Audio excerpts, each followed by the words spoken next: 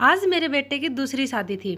उसकी पहली शादी का क्या हुआ मैं उसे भूल जाना चाहती थी क्योंकि वह बड़ी अजीब घटना थी। लेकिन आज उसकी दूसरी शादी थी। मुझे यकीन था कि वह मेरे बेटे का ख्याल रखेगी। मेरा बेटा बहुत कमा रहा था, अच्छा और बहुत सुंदर था। वह इस परिवार का एक मातर वारिस था। सभी उसे प्यार करते थे, इसलिए किसी को भी यह बात अजीब नहीं लग रही थी कि उसकी दूसरी शादी इतनी जल्दी हो रही है। पर मेरा दिल धक धक कर रहा था। रात जैसे जैसे नजदीक आ रही थी, मेरा दिल उतनी ही तेजी से धड़क रहा था और मैं चिंतित हो रही थी। मेरी बेटी को भी इस बात का पता था और वह भी मेरी ही तरह चिंतित थी और बोली कि अगर आज भी ऐसा ही हुआ तो फिर क्या होगा। मैंने कहा, अपने मुंह से कुछ अच्छा निकालो, मैं पहले से ही चिंतित हूँ। अब सभी मेहमान आ गए हैं। पिछली बार देश में एक महामारी के कारण इतने लोगों को आमंत्रित नहीं कर सके थे, लेकिन इस शादी में सभी रिश्तेदार बहुत उत्साह के साथ आए थे। इसलिए लोग पिछली शादी के बारे में ज्यादा नहीं जानते थे और यह भी नहीं जानते थे कि ऐसा क्या हुआ था उन्हें फिर से शादी करनी पड़ी। मेरा बेटा इससे बहुत खुश था। कोई समस्या नहीं थी क्योंकि उसकी यह पत्नी पहली पत्नी से कहीं ज्यादा खूबसूरत थी और उम्र में भी छोटी थी, तो उसे तो खुश होना ही चाहिए था। सर्दी का मौसम था। ज्यादातर मेहमान घर में ठहरे हुए थे। समारोह बाहर हो रहा था, नाच गाना चल रहा था, लोग आपस में मजाक कर रहे थे।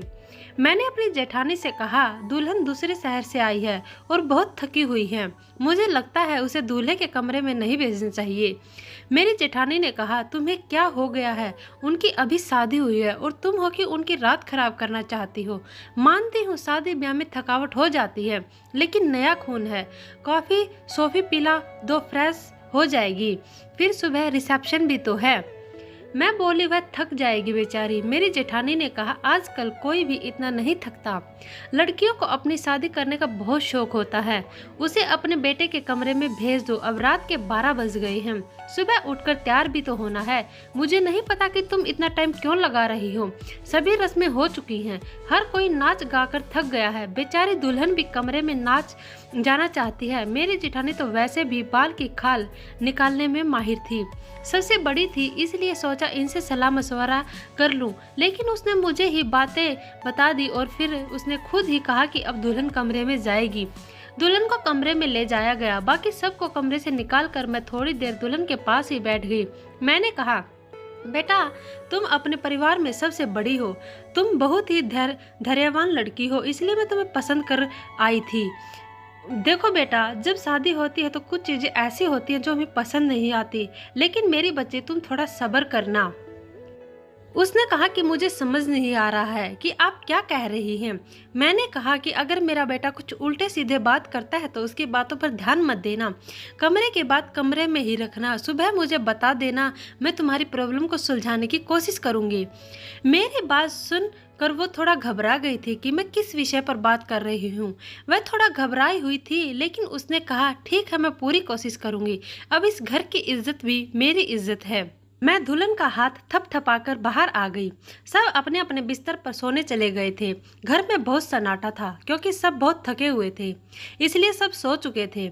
जाड़े की रात वैसे भी शांत होती है, लेकिन मैं सो नहीं पा रही थी। बहुत देर बाद आखिरकार मैं सोने चली गई, लेकिन मेरी आंखों में नींद ही नहीं आ गई थी और मेरी आंखें बार बार देख रही थी घड़ी की ओर। काश सुबह जल्दी होती तो मेरी सारी चिंताएं खत्म हो जाती। जैसे ही रात के 2:30 बजे मैंने एक जोर से चीख सुनी और उसके बाद ही मुझे पता चला कि अब क्या होने वाला है। उसके बाद बार बार चीखें शुरू हो गई। यह एक लड़की के चीखने की आवाज़ थी और वह लड़की कौन हो सकती है मैं अच्छी तरह से जानती थी। सभी मेहमान भी धीरे धीरे उठने लगे थे। अचानक मेरे बेटे के कमरे का दरवाज़ा खुला और मेरी बहू पागलों की तरह चीखती हुई बाहर भागी। उसे पता ही नहीं चला कि उसके पास तो दुपट्टा भी नहीं है। अस्त व्यस्त कपड़ों में बाहर भागती हुई आई थी। वह घर से बाहर भाग जाना चाहती थी जब कुछ औरतों ने उसे पकड़ लिया और कहा, बेटा क्या हो गया है? सब उसको संभालने लगी, लेकिन वह बेहोश हो गई थी। जब कोई बेहोश होता है तो उस पर पानी के छींटे वगैरह मारे जाते हैं, लेकिन मेरी बहू तो पानी के छींटे मारने पर बेहोश में नहीं आ रही थी। उसका पूरा शरीर ठंडा पड़ गया था। उसे फौरन अस्पताल ले जाया गया। मैं उसे अस्पताल ले जाना नहीं चाहती थी क्योंकि फिर से वही तमाशा बन जाता, लेकिन और कोई चारा नहीं था।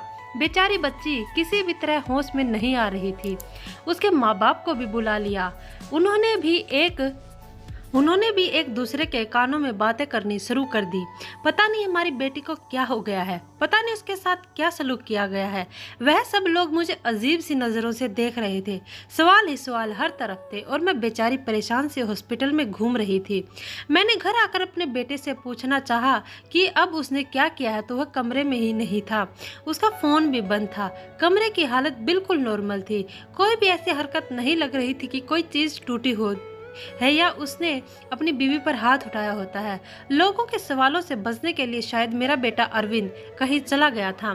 फिलहाल तो मुझे बहू की फिक्र थी। मैं अस्पताल वापस आ गई। 2-3 घंटे में अस्पताल वालों ने मेरी बहू को छुट्टी दे दी। मेरी बहू हमारे घर नहीं आना चाहती थी, बहुत ज्यादा घबराई हुई थी, लेकिन उसकी माँ ने उसे समझाया कि तुम्हारे ससुराल ही चलते हैं, नहीं तो लोगों को मैं क्या जवाब।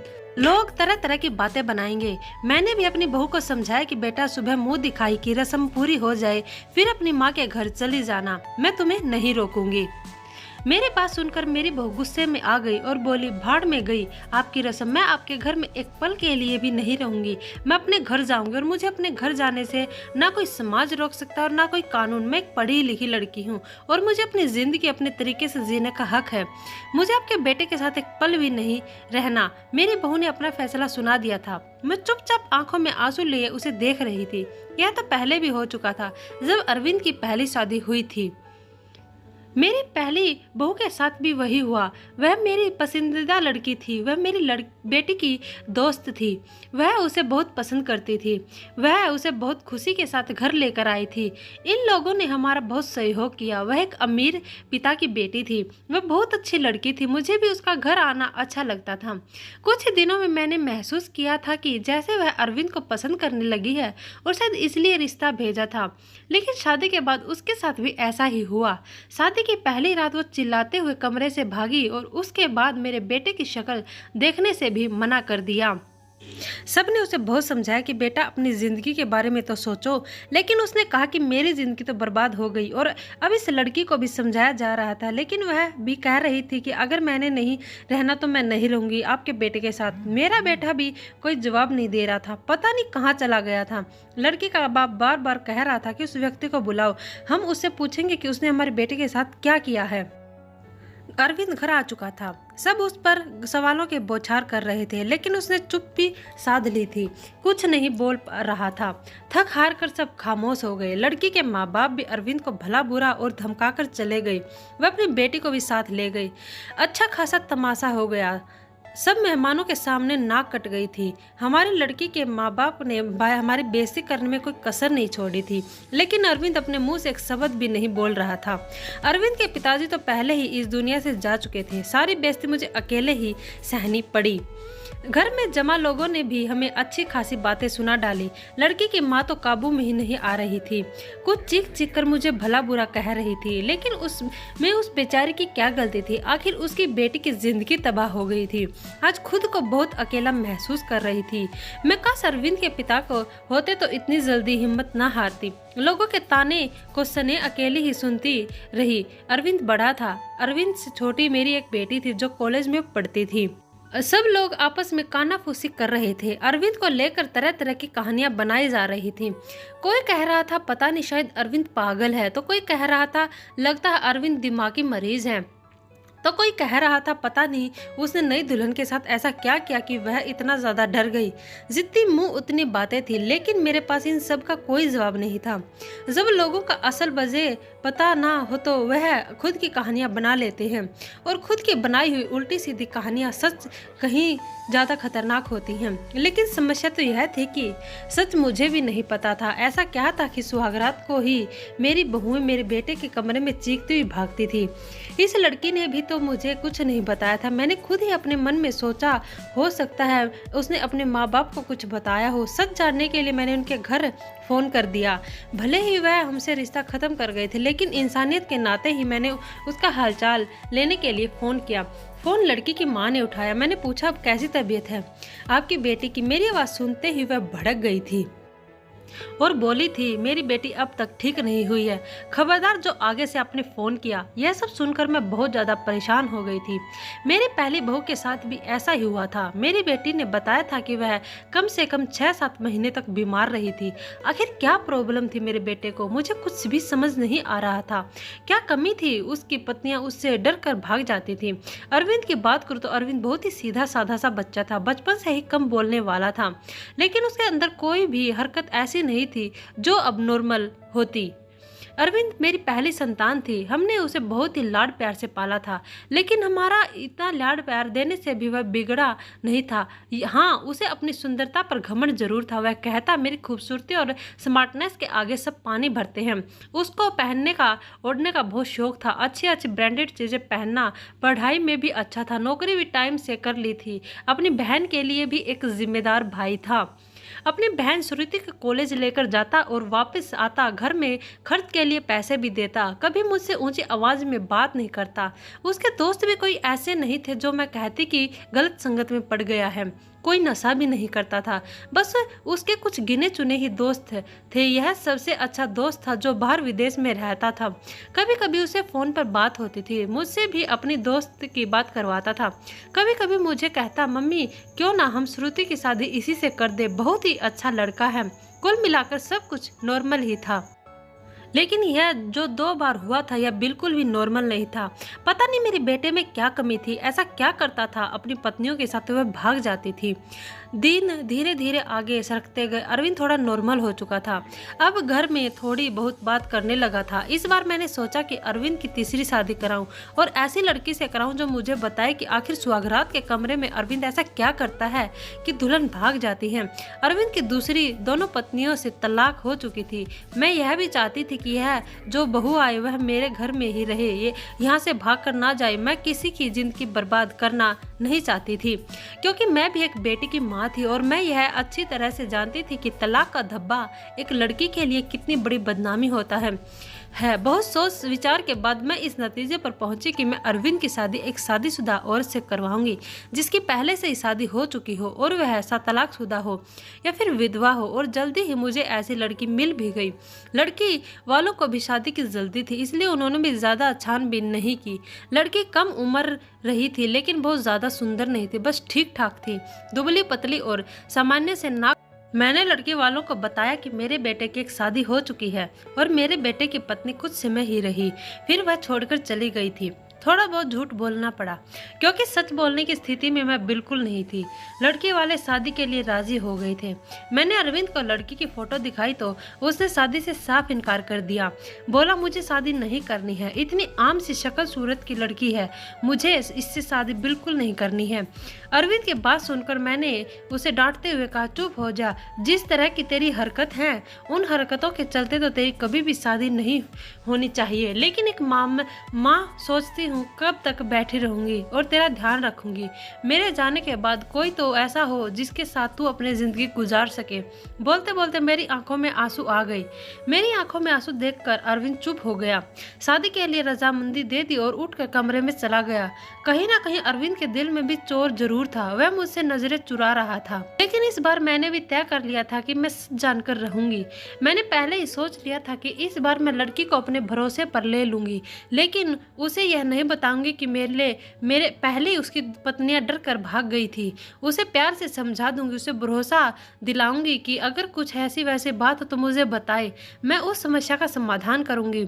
इस बार शादी का प्लान बहुत ही सादगी से करने का था और फिर मैंने बहुत ही सादगी से अरविंद की शादी कर दी। लड़की का नाम रश्मि था, बहुत ही प्यारी बच्ची थी। मेरी बेटी ने मना भी किया था कि मम्मी रहने दे, भाई को भाई के हाल पर छोड़ दे, लेकिन मैंने उसे समझाया था कि बेटा हो सकता है तेरे भाई के साथ कुछ मसला हो जिसे सुलझाना हमारा फर्ज है। शादी निपट गई। इस बार मैंने ज़्यादा मेहमानों को नहीं बुलाया था। घर में कुछ मेहमान थे जो मेरे रिश्ता नहीं बल्कि मेरे कुछ जाने वाले थे, मेरे कुछ सहेलियां वगैरह थे और उनके परिवार वाले थे। रश्मि को मैं अरविंद के कमरे में ले गई। उसे बेड पर बिठाते हुए मैंने रश्मि का हाथ अपने हाथों में लिया और उसे हल्के से दबाते हुए बोली, रश्मि बेटा, तुमसे बहुत सी ज़रूरी बात करनी है, बहुत ही ध्यान से मेरी बात सुनो। रश्मि आश्चर्य से मुझे देखने लगी कि भला ऐसी कौन सी ज़रूरी बात है जो अभी करनी है। मैंने रश्मि को समझाते हुए कहा, बेटा, अरविंद से शादी के लिए राजी नहीं था, बहुत ही मुश्किल से मैंने उसे शादी के लिए तैयार किया है।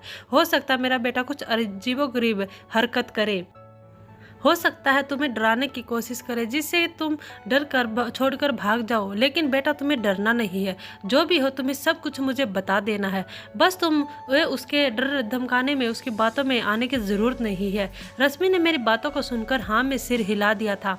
मैं थोड़ी संतुष्ट हुई थी और रश्मि को आराम करने का बोल कर बाहर आ गई। मैं अपने कमरे में नहीं गई, वह हर हाल में ही सोफे पर लेट गई। श्रुति को मैंने उसके कमरे में भेज दिया कि तुम जाओ, सो जाओ, बहुत रात हो चुकी है। श्रुति कमरे में जा चुकी थी, लेकिन जाते जाते उसने कहा था कि मम्मी जी, आप जो भी कर रहे हैं गलत कर रही हैं। आप भी हर समस्या का हल सिर्फ शादी ही समझती हैं। आपको किसी की बेटी की जिंदगी को यूं बर्बाद नहीं करना चाहिए। श्रुति जा चुकी थी। मैं सोफे पर लेटी दिल ही दिल में अपने भगवान को याद कर रही थी और दुआ मांग रही थी कि हे भगवान, यह रात अच्छे से बीत जाए। बहुत ही खामोशी थी। ऐसा लग रहा था जैसे तूफान से आने से की पहले की खामोशी हो। घड़ी की टिक टिक भी मेरे सर पर हथौड़ी की तरह लग रही थी। मैं अपने भगवान को मनाने में लगी हुई थी कि तभी वही हुआ जिसका मुझे डर था। रश्मि चीखते हुए बाहर आई थी और पागलों की तरह घर के बाहर भाग जाना चाहती थी। मैंने जैसे तैसे करके उसे बाहर गेट से अंदर लिया था। मैंने उसे जैसे तैसे समझाकर थोड़ा शांत किया, कुछ बोलने की स्थिति में ही नहीं थी। जब थोड़ा शांत हुई तो बेहोशी में बोली कि आपको अपने बेटे की पहले मेडिकल जांच करानी चाहिए थी। अगर आप ऐसा करा लेती तो आपको और मुझे यह दिन नहीं देखना पड़ता। रश्मि तो बहुत ही समझदार थी, उसके पास तो कोई दूसरा ऑप्शन भी नहीं था। वह तो हर हाल में इस शादी को निभाने की सोचती, लेकिन रश्मि ने भी इस रिश्ते को नहीं निभाया और वह अरविंद को छोड़कर चली गई। दूसरे दिन रश्मि के घर से फोन आया कि अपने बेटे से कहकर हमारी बेटी को तलाक दिलवा दो, नहीं तो हम यह काम अदालत से भी कर सकते हैं। मैं सदमे की हालत में फोन पकड़े नहीं सोफे पर बैठी गई, यानी कि अब अरविंद को कोई मजबूरी में भी अपनाने के लिए तैयार नहीं था। पहले मैं जो बहुएं लाई थी वह अमीर घराने की और सुंदर पढ़ी लिखी थी, लेकिन रश्मि तो विधवा थी, गरीब घराने की थी और बहुत ज़्यादा सुंदर भी नहीं थी। रश्मि को मैंने पहले ही सब कुछ समझा भी दिया था, तभी तो इतना ज़्यादा बदहोश हो गई थी। आखिर ऐसी क्या कमी थी मेरे बेटे में? हम जो जेवरात दुल्हन को देते थे, दुल्हन के घरवाले शादी के दूसरे दिन ही वापस कर देते थे। मैं तो दहेज भी नहीं लेती थी। फिर आखिर ऐसा क्या किया था कि ऐसे खूबसूरत पढ़े लिखे और अमीर लड़के को छोड़कर भी लड़कियां भाग जाती थी? मेरा दिमाग सोच सोच कर फटा जा रहा था। कैसे पता लगाया कि आखिर बात क्या है? अरविंद अपने मुंह से कुछ कहने को तैयार नहीं था। जब भी इस बारे में कुछ बात करने की कोशिश करती तो वह उठ कर बाहर चला जाता, लेकिन अब हर वक्त अरविंद पर नज़र रखने लगी थी। उसकी एक एक हरकत पर ध्यान देती। शायद कुछ तो ऐसा सबूत मिले जिससे मैं सुराग लगा सकूँ, सच जान सकूँ कि आखिर सच्चाई क्या है। लेकिन उसके हाव भाव से कभी ऐसा लगा ही नहीं कि उसमें कुछ अब नॉर्मल है। एकदम नॉर्मल लड़कों की तरह था जैसे और लड़के होते हैं। मुझे कोई भी रास्ता दिखाई नहीं दे रहा था। एक दिन तंग आकर मैंने अरविंद के दोस्त को फ़ोन लगाया, उसी विदेश में रहने वाले दोस्त को। मैंने पूछा, नितिन, तुम अरविंद के इकलौते दोस्त हो जिससे अरविंद अपने दिल की सारी बातें करता है, मुझे अरविंद के बारे में कुछ बताओ। उसने अपने जीवन के बारे में तुम्हें ज़रूर कुछ न कुछ बताया होगा। लेकिन यह सुनकर तो मैं हैरान हो गई कि उसने अपने दोस्त को अपने बारे में कुछ भी नहीं बताया था, और बस यही बात मुझे बहुत अजीब लगी। क्या उसने अपने दोस्त को नहीं बताया कि मैंने 3 बार शादी की है और मेरी तीनों पत्नियां मुझे छोड़कर भाग गई हैं? लेकिन उसने यह बात अपने दोस्त को नहीं बताई जो कि उसका सबसे अच्छा दोस्त था। यह मुझे काफ़ी अजीब लग रहा था, लेकिन शायद उसने नहीं बताया क्योंकि वह शर्मिंदा होना नहीं चाहता होगा। शादी की रात की पत्नी का भाग जाना, वो भी 3 पत्नियों का। धीरे धीरे 6 महीने और गुजर गए। अब घर में सब कुछ नॉर्मल चल रहा था, लेकिन अरविंद को लेकर मैं बहुत ज़्यादा परेशान थी। ऐसा क्या था जो दुल्हन शादी की पहली रात को ही भाग जाती थी?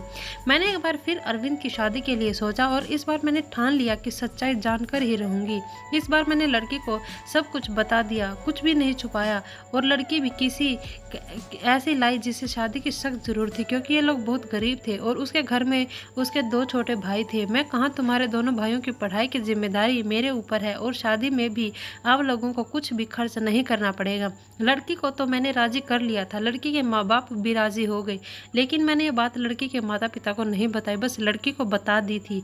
लड़की थोड़ी घबराई हुई थी क्योंकि मैंने शादी से ही सारी बातें लड़की को समझा दी थी। पहले तो वो बहुत ज़्यादा डर गई थी, फिर खुद को संभालते हुए बोली कि कुछ भी हो मैं इस शादी के लिए तैयार हूँ। अगर मेरे थोड़े से त्याग से मेरे भाइयों की ज़िंदगी बनती है तो उसमें बुराई क्या है। जो कुछ भी होगा उसे सहन करूँगी, और वैसे भी सारे समझौते औरतों को ही करने पड़ते हैं। लड़की जिसका नाम सुमन था भले ही गरीब घर की थी, लेकिन बहुत ही संस्कारी और समझदार लगी मुझे। दिल ही दिल में खुशी हुई कि अगर सुमन मेरी बहू बनती है तो मेरे घर में टिकी रहती है तो ये मेरे लिए बहुत ही सौभाग्य की बात होगी। संस्कारी होने के साथ साथ सुमन बहुत ही खूबसूरत भी थी, और इस बार शादी मंदिर में हुई थी। सब कुछ ठीक था, और हैरानी की बात तो यह थी कि रात गुजर चुकी थी और सुबह हो चुकी थी। सुबह होते ही मैंने कमरे का दरवाज़ा खटखटाया, लेकिन किसी ने दरवाज़ा नहीं खोला। मैं बहुत परेशान थी, कोई दरवाज़ा नहीं खोल रहा था। थोड़ी देर बाद कमरे की दूसरी चाबी लेकर आई और मैंने खुद दरवाज़ा खोला। कमरे के अंदर का दृश्य देखकर मेरी चीख निकल गई। मेरी बहू बेहोश पड़ी थी। अरविंद कमरे में कहीं भी नजर नहीं आ रहा था, शायद बाथरूम में था। मैंने जल्दी से डॉक्टर को बुलाया। डॉक्टर ने कहा कि वह सिर्फ ऑर्डर की वजह से बेहोश हुई है, उसके शरीर पर किसी भी तरह का कोई चोट के निशान नहीं है। अरविंद के चेहरे से भी चिंताजनक रही थी। ऐसा लगता था कि जैसे वह भी परेशान है इन सब हालातों से। अच्छे से चेकअप करने के बाद और कुछ दवाइयां देकर डॉक्टर साहब चले गए थे। डॉक्टर ने कहा था कि सुमन को जल्दी ही होश आ जाएगा। अरविंद भी तैयार होकर अपने ऑफिस के लिए निकल गया था। मैं सुमन के पास ही बैठी रही। थोड़ी देर में सुमन ने आंखें खोल दी थी। होश में आते ही वह बाहर की तरफ भागी थी, वह यह कहते हुए कि मुझे यहाँ नहीं रहना है, मुझे अपने घर जाना है, अपने मम्मी पापा के पास। मैंने सुमन का हाथ पकड़ लिया और सुमन तुम ऐसा नहीं कर सकती। मैंने तो तुम्हें सारी सच्चाई बता दी थी और तुम मान भी गई थी, फिर तुम अब ऐसा क्यों कर रही हो। लेकिन सुमन मेरी कुछ भी सुनने को तैयार नहीं थी। रोते हुए बोली, आंटी जी मुझे माफ़ कर दो, मैं मजबूर हूँ, मैं यहाँ नहीं रह सकती। आप बेफिक्र रहें, मैं अपने मम्मी पापा को कुछ नहीं बताऊँगी, सब कुछ हैंडल कर लूँगी। बस आप मुझे इस घर में रहने को ना कहें। लेकिन सुमन मुझे बताओ तो सही, आखिर ऐसा क्या हुआ था। मैं सच जानना चाहती हूँ। सुमन तुमने मुझसे वादा किया था कि तुम अरविंद की सच्चाई मुझे बताओगी। आंटी अरविंद के बारे में मैं कुछ नहीं बता सकती। अगर मैंने अरविंद के बारे में बोला तो वो मुझे जान से मार देगा। मुझे अपनी जान की परवाह नहीं, लेकिन अरविंद मेरे भाइयों को भी नहीं छोड़ेगा। प्लीज़ मुझे जान दे। उसकी आंखों में विनती के ऐसे करुण भाव थे कि मैं उसे रोक न सकी। सुमन चली गई थी। मैं इंतजार कर रही थी कि आप कुछ ही देर में सुमन के माँ बाप का फ़ोन आने वाला था, लेकिन ऐसा कुछ भी नहीं हुआ। शायद सुमन ने अपने माता पिता को कुछ नहीं बताया था। अरविंद की तीनों पत्नियों ने तो दूसरे दिन ही तलाक की मांग कर दी थी, लेकिन सुमन ने ऐसा कुछ भी नहीं किया था। उसका मतलब था कि सुमन अभी भी मेरे बेटे की पत्नी थी। मैंने सोचा कि अब मैं अरविंद का चेकअप करवा कर ही रहूंगी। अपने होशो हवास में तो अरविंद ऐसा कभी भी नहीं करने देता, इसलिए एक दिन मैंने अरविंद के खाने में नींद की दवाई मिला दी। अरविंद के गहरी नींद में जाते ही मैंने डॉक्टर को फ़ोन कर दिया। डॉक्टर ने अरविंद के कुछ सैंपल लिए और ये बोल कर कि जैसे ही रिपोर्ट आती मैं आपको बताता हूँ। डॉक्टर चला गया और फिर मैं बेसब्री से अरविंद की रिपोर्ट का इंतज़ार करने लगी। अगले दिन डॉक्टर का फ़ोन आया। उसने कहा कि अरविंद एकदम नॉर्मल है, उसकी सारी रिपोर्ट नॉर्मल आई है। यह सुनकर तो मेरे आश्चर्य की कोई सीमा ही नहीं थी। अगर अरविंद नॉर्मल है तो शादी की पहली ही रात में उसकी पत्नियां क्यों भाग जाती हैं। सोच कर मेरा दिमाग फटने लगा। कुछ सोच कर मैं सुमन के पास गई। सुमन के माता पिता ने मेरी बहुत इज्जत की। शायद उन्हें सच्चाई का पता नहीं था। उन्हें लगता था कि मैंने उनकी बेटी को घर ले जाने के लिए आई हूँ। मुझे देखते ही सुमन डर गई थी। वह हम लोगों के साथ ज़्यादा नहीं बैठी और अंदर कमरे में चली गई। मैं भी सुमन के पीछे पीछे उसके कमरे में आ गई। मुझे देखते ही सुमन बोली, आंटी जी मैंने आपको पहले ही कहा था कि मैं आपके घर में नहीं रह सकती, फिर आप मुझे लेने क्यों आई हैं। मैंने सुमन को बहुत ही प्यार से अपने पास बिठाया और उसके सामने हाथ जोड़ते हुए बोले, सुमन मेरी उम्मीद की आखिरी किरण अब तुम ही हो। तुम ही मुझे बता सकते हो कि आखिर मेरे बेटे में क्या कमी है। एक मजबूर माँ तुमसे हाथ जोड़कर विनती करती है, प्लीज़ मना मत करना। मेरी आंखों में आंसू और मेरे जुड़े हुए हाथ देख लेकर सुमन ने मेरे हाथों को थाम लिया और बोली, आंटी जी मैं मजबूर हूँ, प्लीज़ आप मेरे सामने हाथ मत जोड़ें। जब सुमन किसी तरह सच्चाई बताने के लिए राजी नहीं हुई तो फिर मैंने सुमन से कहा, ठीक है तुम अपने मुंह से कुछ मत बताओ, मैं खुद अपनी आंखों से देख लूँगी, लेकिन तुम मेरी मदद तो कर सकती हो ना। तुम आज रात के लिए मेरे बेटे कमरे में फिर से रुक जाओ, मैं सारी सच्चाई अपनी आंखों से देख लूँगी। पहले तो सुमन डरती रही, लेकिन मेरे बहुत समझाने पर कि मैं तुम्हारे साथ रहूँगी, तुम्हें कुछ नहीं होगा, वह मान गई। मैं सुमन को अपने घर ले आई। अब समझ के माता पिता ने बहुत ही खुशी से अपनी बेटी को विदा किया था। एक बार फिर से सुमन को दुल्हन बनाकर मैंने अरविंद के कमरे में बैठा दिया। अरविंद को मैंने पहले ही फ़ोन कर दिया था कि सुमन घर आ गई है, तुम भी ऑफिस से जल्दी आ जाना। आज मैं घर पर नहीं मिलूंगी, तुम्हारी मौसी की तबीयत खराब है, वहाँ जा रही हूँ और रात भर वहीं रहूँगी। मेरी बात सुनकर अरविंद ने सिर्फ में जवाब दिया था, फ़ोन काट दिया था। मैं अरविंद के कमरे में ही छुप कर बैठ गई। आज सब कुछ मैं अपनी आंखों से देख लेना चाहती थी। कुछ ही देर में दरवाज़ा खुला था और अंदर कमरे में अरविंद दाखिल हुआ। उसने एक नज़र सजी सवरी बैठी सुमन पर डाली और बिना कुछ कहे बाथरूम में घुस गया था। सुमन डरी सहमी सी बैठी थी, जैसे अभी उठकर भाग जाएगी। मैं भी सांस रोके आने वाली सिचुएशन के लिए खुद को तैयार कर रही थी कि तभी अचानक बाथरूम से किसी औरत के चीखने की आवाज़ें आने लगी।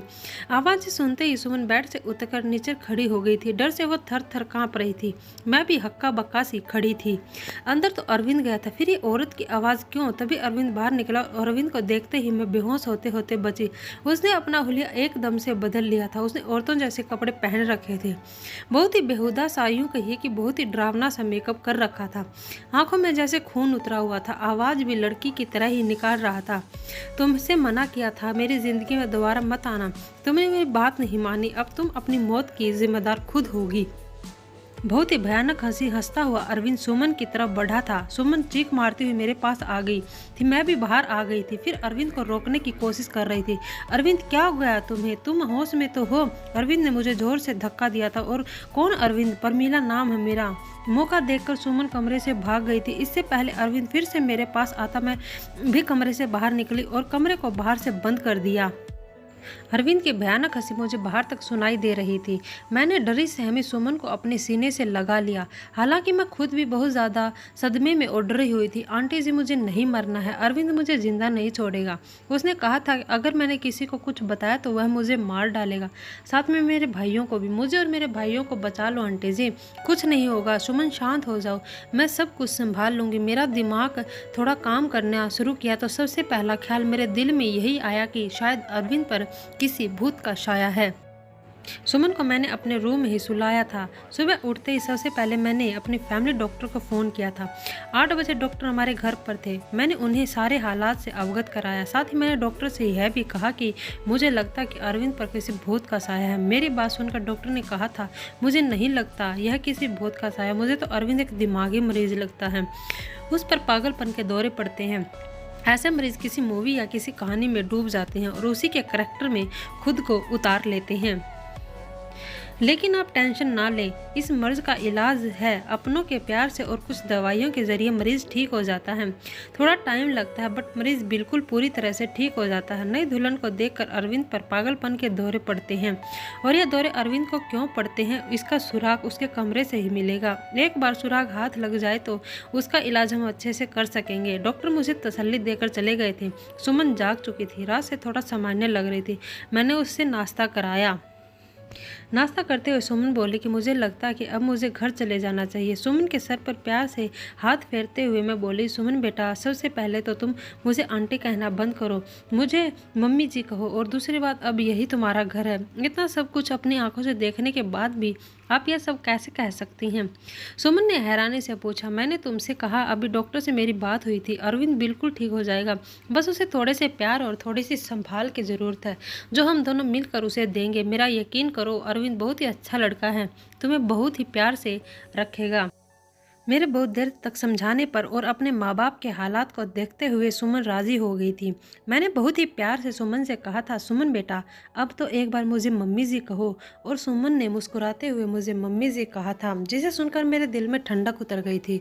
मुझे उम्मीद की किरण नज़र आई थी कि मेरा बेटा ठीक हो जाएगा, उसका भी घर बस जाएगा। 10 बजे के करीब अरविंद के दरवाजे पर खटखट की आवाज़ आई थी। मैंने कहा पर हाथों से दरवाज़ा खोला था। सुमन को मैंने अपने कमरे में भेज दिया था। अरविंद एकदम तरोताज़ा तैयार खड़ा था। मुझे देखते ही नाराजगी से बोला, क्या मम्मी जी, मेरा दरवाजा बाहर से किसने बंद कर दिया? मुझे ऑफिस के लिए लेट हो रहा है। मनुष्य एकदम नॉर्मल ही बात की थी, पता नहीं बेटा कैसे बंद हो गया। चलो तुम नाश्ता कर लो। मैंने उस पर कुछ भी जाहिर नहीं होने दिया। अरविंद ने नाश्ता किया और ऑफिस के लिए निकल गया। अरविंद के ऑफिस निकलते ही सबसे पहले मैं अरविंद के कमरे में गई और उसकी तलाशी ली।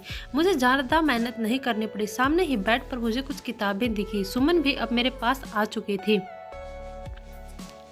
सारी किताबें सेम थी। सब किताबों में एक ही उपन्यास था जिसमें कोई परमीला नाम की लड़की थी। शादी की रात ही उसके पति ने उसे कमरे से धक्के देकर बाहर निकाल दिया था और अगले ही दिन दूसरी दुल्हन ले आया था।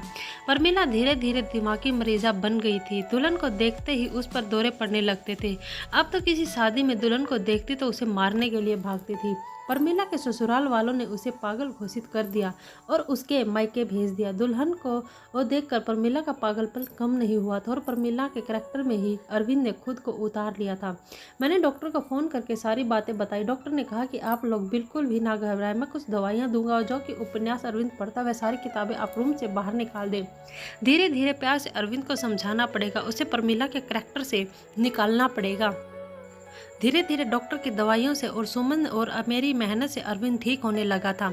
सुमन अरविंद के सामने सिंपल सी रहती थी, कोई भी बनाव श्रृंगार नहीं करती थी। अरविंद के व्यवहार में बहुत बदलाव आने लगा था। उसकी आंखों में मैंने सुमन के लिए प्यार देखा था। सुमन कहीं भी जाती अरविंद की निगाहें उसका पीछा करती थी। अरविंद का इलाज चलते आज 3 महीने हो चुके थे। सुमन ने जिस मेहनत और लगन से मेरा साथ दिया था उसकी मैं कायल हो गई थी। कोई भी बहुत ही अच्छे कर्म किए थे जो मुझे सुमन जैसी बहू मिली। जो सुमन अब मेरे भी साथ मेरे कमरे में ही सोती थी। लेकिन आज मैंने सोच लिया था कि सब कुछ फाइनल हो जाना चाहिए। मुझे पूरा विश्वास है कि अब अरविंद बिल्कुल ठीक हो चुका है। मैंने सुमन से कहा कि सुमन आज तुम्हें आखिरी कदम और उठाना पड़ेगा, इसके बाद तुम्हारी ज़िंदगी में खुशियाँ ही खुशियाँ होंगी। सुमन नासमझी से मेरी तरफ देखने लगी। फिर मैंने उसे समझाया कि सुमन आज तुम्हें दुल्हन बनकर अरविंद के कमरे में बैठना होगा। मेरी बात सुनकर सुमन डर गई थी, लेकिन फिर जल्दी ही संभल भी गई। शायद उसे भी यकीन था कि अरविंद अब ठीक हो गया है। वह भी अरविंद की प्यार भरी नज़रों को समझ चुकी थी। सुमन, तुम्हें डरने की कोई ज़रूरत नहीं है। तुम दरवाज़ा खुला रखना, दरवाजे के बाहर ही खड़ी रहूँगी जब तक कि तुम दोनों के बीच में सब कुछ ठीक नहीं हो जाता। जैसे ही तुम्हें कुछ गलत लगे तो फ़ोन बाहर भाग आना। रात को अरविंद के आने से पहले ही मैंने सुमन को दुल्हन की तरह सजाया।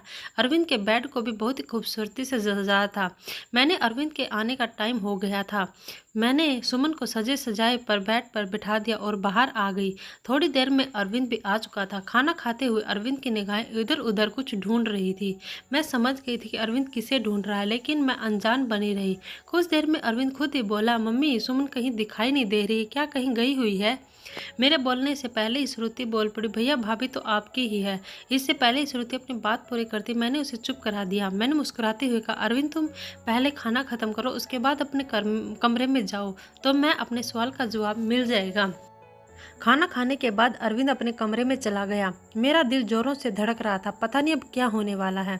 हे भगवान सब कुछ ठीक हो। मैं अरविंद के पीछे पीछे चली और बाहर गेट पर ही रुक गई। मैं अंदर कान लगाकर सुनने की कोशिश कर रही थी कि अंदर सब कुछ ठीक तो है ना। खड़े खड़े मुझे काफ़ी देर हो गई थी, लेकिन अभी तक अंदर शांति थी और कुछ ही देर में मुझे सुमन और अरविंद की सरगोशियाँ सुनाई देने लगी, प्यार में डूबी हुई सरगोशियाँ। मैं मुस्कुरा दी, मेरे अंदर तक सुकून उतर गया।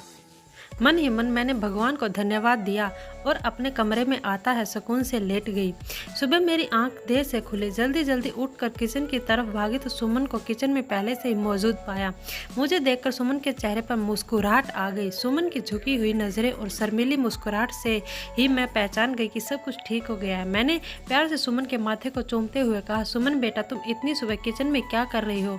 सुमन थोड़ा शर्माते हुए बोली, मम्मी जी अरविंद को कॉफ़ी चाहिए थी, वही बना रही थी। सुमन को कॉफ़ी बनाता छोड़कर मैं बाहर हॉल में आ गई। सोफे पर बैठकर मैंने अपनी आंखें बंद कर ली। आज मेरे अरविंद के और सुमन के जीवन में खुशियां ही खुशियां थी। भगवान मेरे परिवार को किसी की नज़र ना लगे।